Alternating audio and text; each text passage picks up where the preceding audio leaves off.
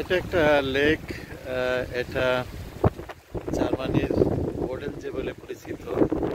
তারই একটা অংশ, বলতে গেলে একেবারে শেষ প্রান্তে। গতকাল গিয়েছিলাম একটু আরও একটু দূরে লেক দেখার জন্য। আজকে বলতে গেলে এটা শেষ প্রান্ত এবং এটা পুরো সাগরের মতো। এখানে বলতে গেলে সমুদ্র সৈকতের মতো, কিন্তু এটা একটা আসলে লেক, শুধুমাত্র লেক।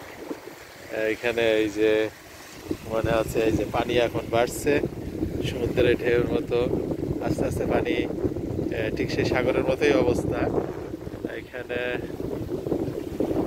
যদিও উজ্জ্বল না, যে কারণে ভালো দেখা যাচ্ছে না। জায়গাটার নাম হলো রাডলফ সেল। গতকাল আমি গিয়েছিলাম কনস্ট্যান্টে। এই যে এখানে ছোট ছোট হাঁসের বাচ্চা দেখা যাচ্ছে, এই যে একজন বোধহয় হাঁসের বাচ্চাগুলোকে খাবার দিচ্ছে। আর খুব সুন্দর। আস্তে আস্তে পানি বাড়ছে, দেখি একটু হাঁটাহাঁটি করি আরো কেমন দেখা যায়।